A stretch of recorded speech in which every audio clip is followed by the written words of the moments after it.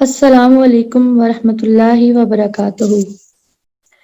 Islamic library studio میں حضور نبی کریم صلی اللہ علیہ وآلہ وسلم کے میلاد کے موقع پر حضور شیخ الاسلام کی 40 فرحت القلوب فی مولد النبی المحبوب صلی اللہ علیہ وآلہ وسلم میں سے آج 20 احادیث مبارکہ کا مطالعہ کریں گے۔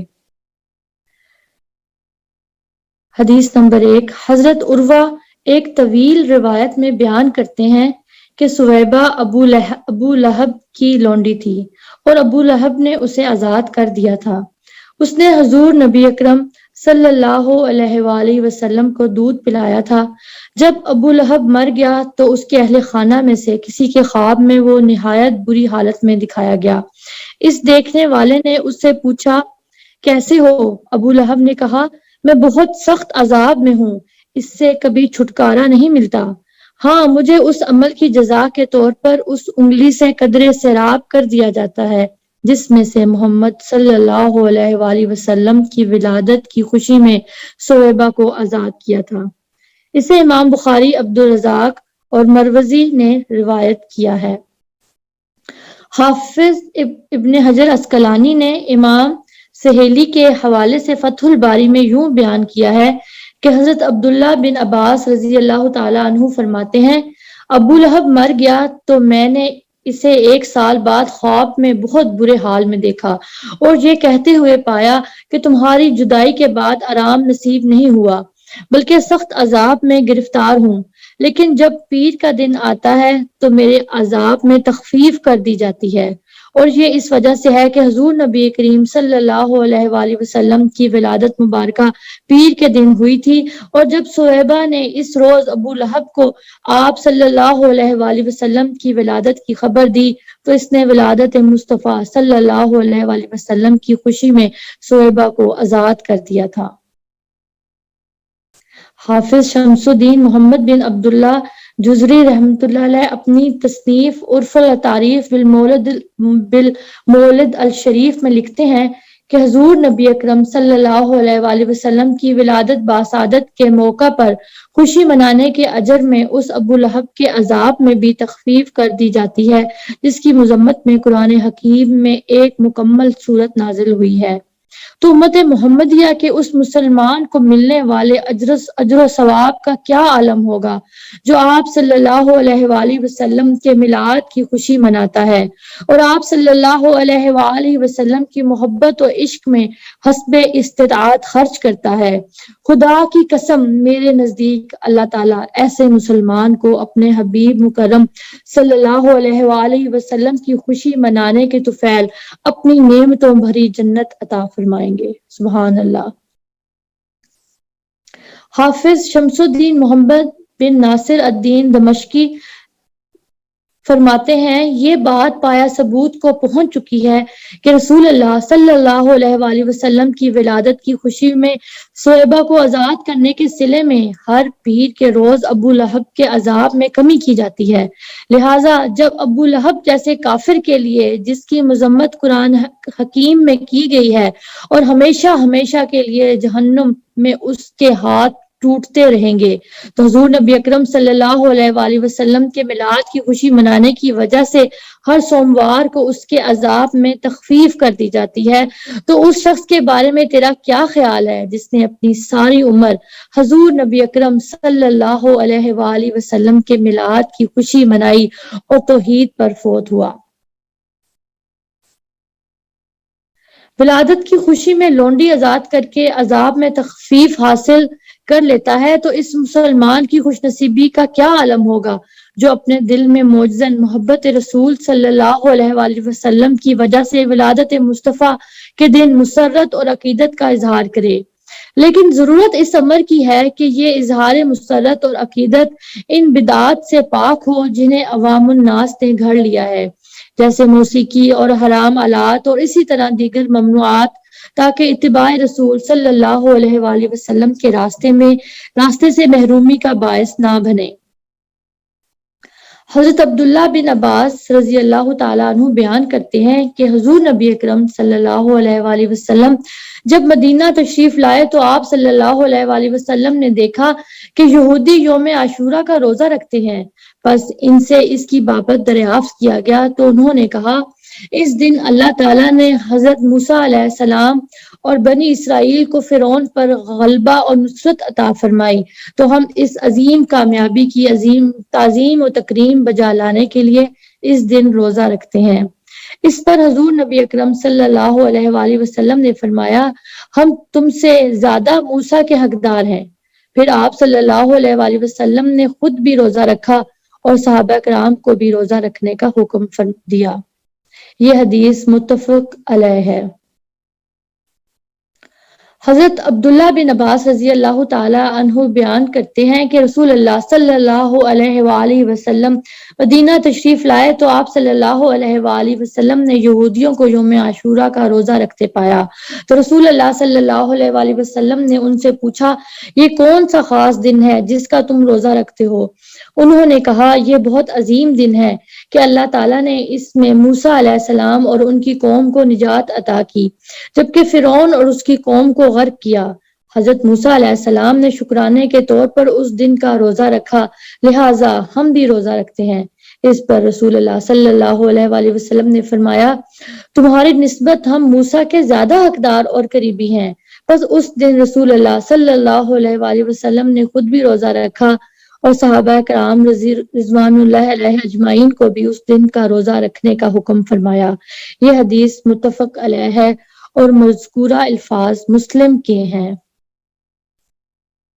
حضرت عبداللہ بن عباس رضی اللہ تعالی عنہ بیان کرتے ہیں کہ حضور نبی اکرم صلی اللہ علیہ وآلہ وسلم جب مدینہ منورہ تشریف لائے تو آپ صلی اللہ علیہ وآلہ وسلم نے دیکھا کہ یہودی یوم عاشورہ 10 محرم کا روزہ رکھتے ہیں۔ آپ صلی اللہ علیہ وآلہ وسلم نے ان سے اس دن روزہ رکھنے کا سبب دریافت فرمایا تو انہوں نے جواب دیا یہ دن ہمارے لیے متبرک ہے، یہ وہ مبارک دن ہے جس دن اللہ تعالیٰ نے بنی اسرائیل کو ان کے دشمن فرعون سے نجات دلائی، یہ ہمارا یوم آزادی اور یوم نجات ہے۔ بس حضرت موسیٰ علیہ السلام نے اس دن روزہ رکھا، آپ صلی اللہ علیہ وآلہ وسلم نے فرمایا تم سے زیادہ موسیٰ کا حقدار میں ہوں، چنانچہ آپ صلی اللہ علیہ وآلہ وسلم نے اس دن کا روزہ رکھا۔ صحابہ کرام رضوان اللہ علیہ اجمعین کو بھی اس دن روزہ رکھنے کا حکم فرمایا۔ اسے امام بخاری، احمد اور ابو یعلا نے روایت کیا ہے۔ حضرت ابو موسیٰ اشعری رضی اللہ تعالیٰ عنہ فرماتے ہیں کہ یوم عاشورہ کو یہود یوم عید شمار کرتے تھے۔ حضور نبی اکرم صلی اللہ علیہ وآلہ وسلم نے مسلمانوں کو حکم دیتے ہوئے فرمایا کہ تم ضرور اس دن روزہ رکھا کرو۔ اسے امام بخاری نے روایت کیا ہے۔ حضرت ابو موسیٰ اشعری رضی اللہ عنہ فرماتے ہیں کہ یوم عاشورہ کی تعظیم کرتے تھے، یہود یوم عاشورہ کی تعظیم کرتے تھے اور اسے عید کے طور پر مناتے تھے، بس حضور نبی اکرم صلی اللہ علیہ وآلہ وسلم نے مسلمانوں کو حکم دیا کہ تم بھی اس دن روزہ رکھو۔ اسے امام مسلم، نسائی، تحاوی نے روایت کیا ہے۔ حضرت ابو موسیٰ اشعری رضی اللہ تعالیٰ عنہ فرماتے ہیں کہ اہل خیبر یوم عاشورہ کا روزہ رکھتے اور اسے عید کے طور پر مناتے تھے۔ اس دن وہ اپنی عورتوں کو خوب زیورات پہناتے تھے اور ان کا بناؤ سنگار کرتے، تو رسول اللہ صلی اللہ علیہ وآلہ وسلم نے مسلمانوں سے فرمایا تم بھی اس دن روزہ رکھا کرو۔ اسے امام مسلم نے روایت کیا ہے۔ حضرت ابو ہریرہ رضی اللہ تعالیٰ عنہ بیان کرتے ہیں کہ حضور نبی اکرم صلی اللہ علیہ وآلہ وسلم یہود کے چند لوگوں کے پاس سے گزرے جو کہ عاشورہ کے دن کا روزہ رکھتے تھے۔ آپ صلی اللہ علیہ وآلہ وسلم نے ان سے پوچھا یہ کس چیز کا روزہ ہے؟ انہوں نے جواب دیا یہ وہ دن ہے جس دن اللہ تعالیٰ نے حضرت موسیٰ علیہ السلام اور بنی اسرائیل کو دریا میں غرق ہونے سے بچایا اور فرعون کو غرق کر دیا، اور یہ وہ دن ہے جس میں جودی پہاڑ پر کشتی ٹھہری تو حضرت نوح اور موسیٰ علیہ السلام نے اللہ تعالیٰ کا شکر ادا کرتے ہوئے روزہ رکھا۔ اس پر حضور نبی اکرم صلی اللہ علیہ وآلہ وسلم نے فرمایا، میں موسیٰ کا زیادہ حقدار ہوں اور میں اس دن روزہ رکھنے کا زیادہ حق رکھتا ہوں۔ پھر آپ صلی اللہ علیہ وآلہ وسلم نے صحابہ کرام کو بھی اس دن روزہ رکھنے کا حکم دیا۔ اسے امام احمد نے روایت کیا ہے۔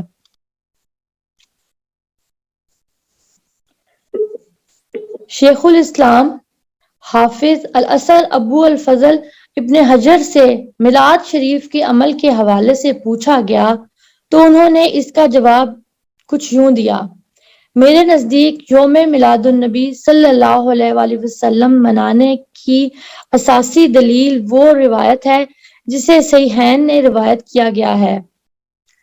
وہ روایت ہے جسے صحیحین میں روایت کیا گیا ہے کہ حضور نبی اکرم صلی اللہ علیہ وآلہ وسلم مدینہ تشریف لائے تو آپ صلی اللہ علیہ وآلہ وسلم نے یہود کو یوم عاشورہ کا روزہ رکھتے ہوئے پایا۔ آپ صلی اللہ علیہ وآلہ وسلم نے ان سے پوچھا، ایسا کیوں کرتے ہو؟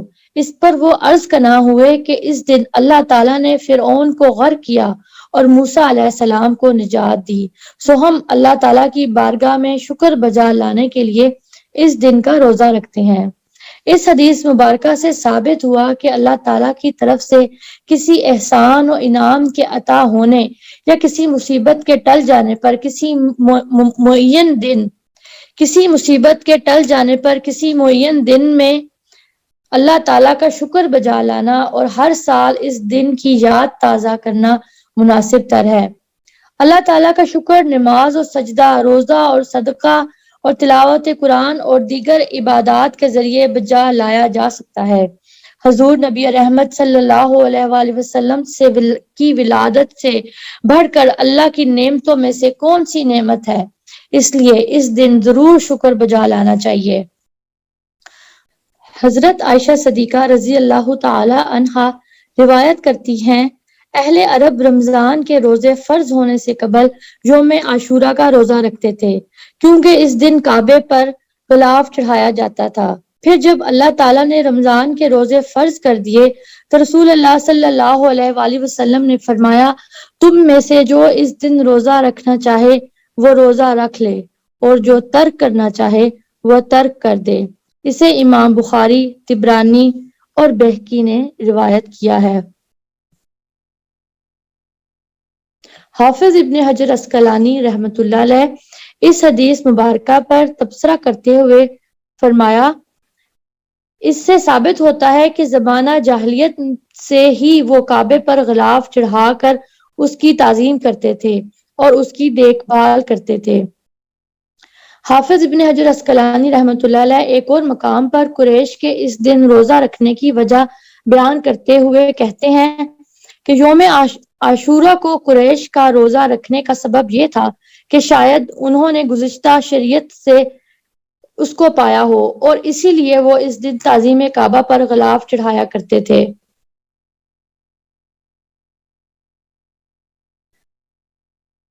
حضرت عمر بن خطاب رضی اللہ تعالی عنہ سے روایت ہے کہ ایک یہودی نے ان سے کہا، اے امیر المومنین، آپ اپنی کتاب میں ایک ایسی آیت پڑھتے ہیں کہ اگر وہ آیت ہم گروہ یہود پر اترتی تو ہم اس کے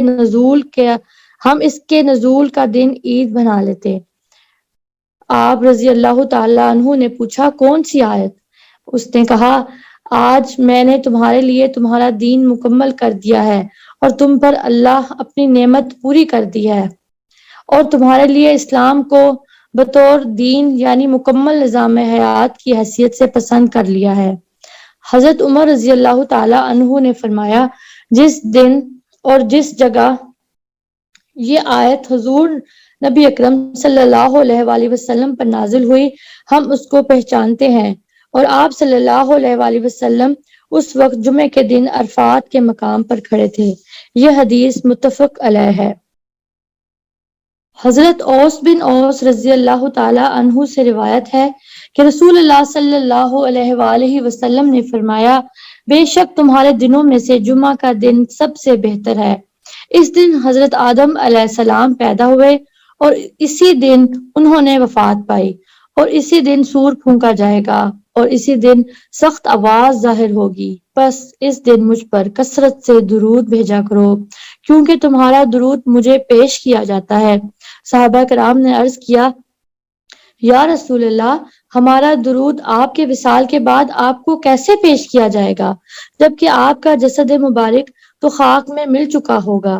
تو آپ صلی اللہ علیہ وآلہ وسلم نے فرمایا، بے شک اللہ تعالی نے زمین پر انبیاء کرام کے جسموں کو کسی بھی قسم کا نقصان پہنچانا حرام کر دیا ہے۔ ایک روایت میں ہے کہ آپ صلی اللہ علیہ وآلہ وسلم نے فرمایا، بے شک اللہ بزرگ و برتر نے زمین پر حرام قرار دیا ہے کہ وہ ہمارے جسموں کو کھائے۔ اس حدیث مبارک کو امام احمد، ابو داؤد نے مذکورہ الفاظ کے ساتھ نسائی، ابن ماجہ، ابن خزیمہ، ابن حبان اور دارمی نے روایت کیا ہے۔ امام حاکم نے فرمایا، یہ حدیث امام بخاری کی شرائط کے مطابق صحیح ہے۔ امام وادیاشی نے فرمایا، اسے امام ابن حبان نے صحیح قرار دیا ہے۔ اسقلانی نے فرمایا، اسے امام ابن خزیمہ نے صحیح قرار دیا ہے۔ امام اجلونی نے فرمایا، اسے امام بہقی نے عمدہ سند کے ساتھ روایت کیا ہے۔ حضرت ابو اللبابہ بن عبد المنذر رضی اللہ تعالی عنہ بیان کرتے ہیں کہ حضور نبی اکرم صلی اللہ علیہ وآلہ وسلم نے فرمایا، بے شک جمعے کا دن تمام دنوں کا سردار ہے اور باقی دنوں سے بڑھ کر اللہ تعالیٰ کے ہاں عظمت والا ہے، اور اللہ تعالیٰ کے ہاں اس کی عظمت عید الاضحیٰ اور عید الفطر سے بھی بڑھ کر ہے، کیونکہ اس دن میں 5 خصلتیں پائی جاتی ہیں۔ اس دن اللہ تعالیٰ نے حضرت آدم علیہ السلام کو پیدا فرمایا اور اسی دن انہیں وفات دی، اور اس دن میں ایک ساعت ایسی ہوتی ہے جس میں بندہ اللہ تعالیٰ سے جو بھی سوال کرے وہ اسے عطا فرماتا ہے، جبکہ وہ کسی حرام چیز کا سوال نہیں کرتا، اور اسی دن قیامت برپا ہوگی۔ کوئی مقرب فرشتہ آسمان، زمین، ہوا، پہاڑ اور سمندر ایسا نہیں جو جمعے کے دن سے نہ ڈرتا ہو، کیونکہ اس دن قیامت برپا ہوگی۔ اسے امام احمد، ابن ماجہ نے مذکورہ الفاظ کے ساتھ اور بخاری نے التاریخ الکبیر میں بیان کیا ہے۔ حضرت ابو قتادہ انصاری رضی اللہ تعالی عنہ سے مروی ہے کہ حضور نبی اکرم صلی اللہ علیہ وآلہ وسلم سے پیر کے دن روزہ رکھنے کے بارے میں سوال کیا گیا تو آپ صلی اللہ علیہ وآلہ وسلم نے فرمایا، اسی روز میری ولادت ہوئی اور اسی روز میرے اوپر قرآن نازل کیا گیا۔ اسے امام مسلم نے روایت کیا ہے، اور ایک روایت میں ہے کہ آپ صلی اللہ علیہ وآلہ وسلم نے فرمایا، اسی روز مجھے نبوت یعنی بعثت سے سرفراز کیا گیا۔ اسے امام احمد اور نسائی نے روایت کیا ہے۔ حضرت عبداللہ بن عباس رضی اللہ تعالی عنہما فرماتے ہیں کہ حضور نبی اکرم صلی اللہ علیہ وآلہ وسلم کی پیر کے روز ولادت ہوئی، اور پیر کے روز ہی آپ صلی اللہ علیہ وآلہ وسلم کو شرف نبوت سے سرفراز کیا گیا، اور آپ صلی اللہ علیہ وآلہ وسلم نے پیر کے روز ہی مکہ مکرمہ سے مدینہ منورہ کی طرف ہجرت فرمائی۔ پیر کے روز ہی مدینہ منورہ میں آپ صلی اللہ علیہ وآلہ وسلم کی تشریف آوری ہوئی، اور حجر اسود اٹھانے کا واقعہ بھی پیر کے روز ہی ہوا۔ اس حدیث کو امام احمد نے روایت کیا ہے۔ امام بہقی نے فرمایا، اس حدیث کو امام احمد اور طبرانی نے روایت کیا ہے، اور اس کی سند میں ابن لہیہ نامی راوی کے علاوہ دیگر رجال ثقہ اور صحیح حدیث کے رجال میں سے ہیں۔ حضرت جابر بن عبداللہ انصاری اور حضرت عبداللہ بن عباس رضی اللہ تعالی عنہما دونوں نے بیان فرمایا کہ رسول اللہ صلی اللہ علیہ وآلہ وسلم کی ولادت مبارکہ عام الفیل پیر کے روز 12 ربیع الاول کو ہوئی، اور اسی روز آپ صلی اللہ علیہ وآلہ وسلم کو شرف نبوت سے سرفراز کیا گیا، اور اسی روز آپ صلی اللہ علیہ وآلہ وسلم کو آسمان کی طرف بلند کیا گیا یعنی معراج کرائی گئی، اور اسی دن آپ صلی اللہ علیہ وآلہ وسلم نے ہجرت فرمائی، اور اسی روز آپ صلی اللہ علیہ وآلہ وسلم کا وصال مبارک ہوا۔ اسے امام حسین بن ابراہیم الجورکانی نے بغیر کسی جرح کے روایت کیا۔ حضرت محمد بن اسحاق رضی اللہ تعالی عنہ سے روایت ہے کہ حضور نبی اکرم صلی اللہ علیہ وآلہ وسلم عام الفیل میں پیر کے روز 12 ربیع الاول کو اس دنیا میں تشریف لائے۔ اسے امام حاکم، ابن حبان، ابن اسحاق اور بہقی نے مذکورہ الفاظ کے ساتھ روایت کیا ہے۔ حضرت عائشہ صدیقہ رضی اللہ تعالی عنہا سے مروی ہے، انہوں نے فرمایا کہ حضرت ابو بکر رضی اللہ تعالی عنہ آئے اور میرے پاس انصار کی 2 نابالغ لڑکیاں۔ انصار نے جنگ بواس میں جو بہادری دکھائی تھی وہ بیان کر رہی تھیں۔ وہ فرماتی ہیں کہ یہ پیشہ ور گانے والی نہ تھی۔ حضرت ابو بکر رضی اللہ تعالی عنہ نے فرمایا، رسول اللہ صلی اللہ علیہ وآلہ وسلم کے گھر میں شیطانی باجا اور یہ عید کے دن کی بات ہے۔ حضور نبی اکرم صلی اللہ علیہ وآلہ وسلم نے فرمایا، اے ابو بکر، ہر قوم کی عید ہوتی ہے اور یہ ہماری عید ہے۔ یہ حدیث متفق علیہ ہے۔ امام مسلم کی روایت میں ہے کہ وہ دونوں لڑکیاں دف بجا رہی تھیں۔ حضرت عائشہ صدیقہ رضی اللہ تعالی عنہا سے روایت ہے کہ انہوں نے فرمایا کہ حضور نبی اکرم صلی اللہ علیہ وآلہ وسلم میرے پاس تشریف لائے اور میرے پاس 2 لڑکیاں جنگ بواس کے ترانے گا رہی تھیں۔ آپ صلی اللہ علیہ وآلہ وسلم بستر پر آرام فرما ہو گئے اور ان سے منہ پھیر لیا۔ پھر حضرت ابو بکر صدیق رضی اللہ تعالی عنہ تشریف لے آئے۔ انہوں نے مجھے ڈانٹا اور فرمایا، حضور نبی اکرم صلی اللہ علیہ وآلہ وسلم کے پاس شیطانی ساز۔ حضور نبی اکرم صلی اللہ علیہ وآلہ وسلم نے حضرت ابو بکر کی جانب متوجہ ہو کر فرمایا، ابو بکر انہیں چھوڑ دو۔ حضرت عائشہ فرماتی ہیں کہ جب حضرت ابو بکر کسی اور طرف متوجہ ہوئے تو میں نے لڑکیوں کو نکل جانے کا اشارہ کیا۔ وہ حبشیوں کی عید کا دن تھا جو ڈھالوں اور برچھیوں سے کھیلتے۔ میں نے حضور نبی اکرم صلی اللہ علیہ وآلہ وسلم سے عرض کیا، یا آپ صلی اللہ علیہ وآلہ وسلم نے خود ہی فرمایا، اے عائشہ، کیا تم دیکھنا چاہتی ہو؟ میں نے عرض کیا، جی ہاں۔ آپ صلی اللہ علیہ وآلہ وسلم نے مجھے اپنے پیچھے کھڑا کر لیا اور میرے رخسار آپ صلی اللہ علیہ وآلہ وسلم کے رخسار مبارک پر تھا۔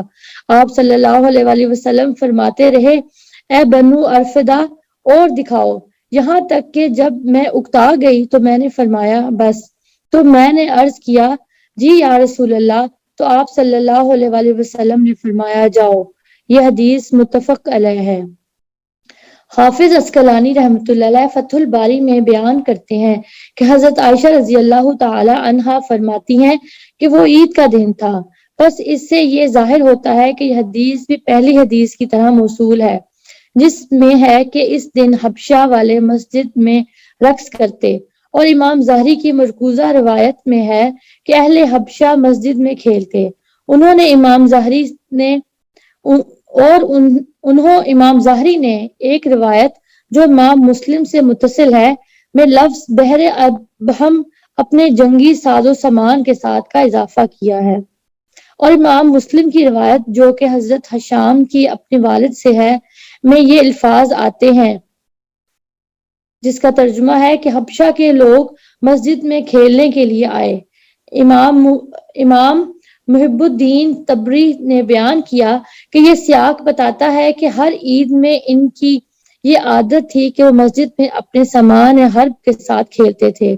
امام ابن حبان کی روایت میں ہے کہ جب حبشہ کا وفد آیا تو وہ مسجد میں اپنے سامان حرب کے ساتھ رقص کرنے لگے، اور یہ چیز بتلاتی ہے کہ انہیں اس کام کی اجازت وہاں آتے وقت ملی تھی، اور ان دونوں چیزوں میں مغایرت نہیں ہے کیونکہ ممکن ہے ان کا وہاں آنا عید کے روز ہو اور عیدوں میں کھیلنا ان کی عادت ہو، بس انہوں نے ایسا اپنی عادت کے مطابق کیا ہو، پھر وہ ہر عید کو ایسا کرنے لگے ہوں۔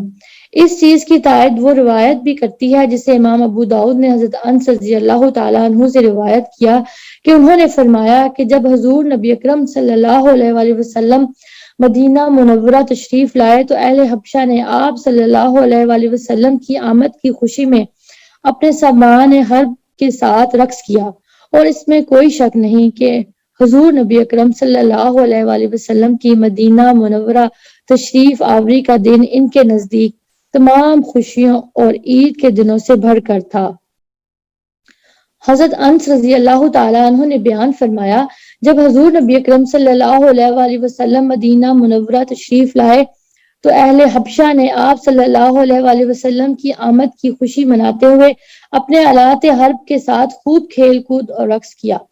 اس حدیث کو امام احمد اور ابو داؤد نے روایت کیا ہے اور اس کی اسناد صحیح ہے۔ اس کے علاوہ امام احمد اور بخاری نے التاریخ الصغیر میں بھی ابو یعلا نے روایت کیا ہے۔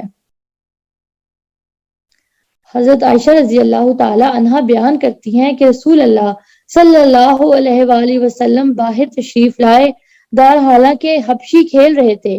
میں نے اپنے حجرہ کے دروازے سے باہر جھانکا تو رسول اللہ صلی اللہ علیہ وآلہ وسلم میرے قریب ہوئے، بس میں نے اپنا ہاتھ رسول اللہ صلی اللہ علیہ وآلہ وسلم کے مبارک کندھے پر رکھا اور ان حبشیوں کو کھیلتے ہوئے دیکھنے لگی تو رسول اللہ صلی اللہ علیہ وآلہ وسلم نے فرمایا، بنات ارفدہ، بس میں انہیں دیکھتی رہی، در حالانکہ وہ کھیل اور ناچتے رہے تھے، اور ایک روایت میں ہے کہ وہ رقص کر رہے تھے، یہاں تک کہ میں نے خود ہی دیکھنا ختم کر دیا۔ حضور نبی اکرم صلی اللہ علیہ وآلہ وسلم نے مجھے منع نہیں فرمایا۔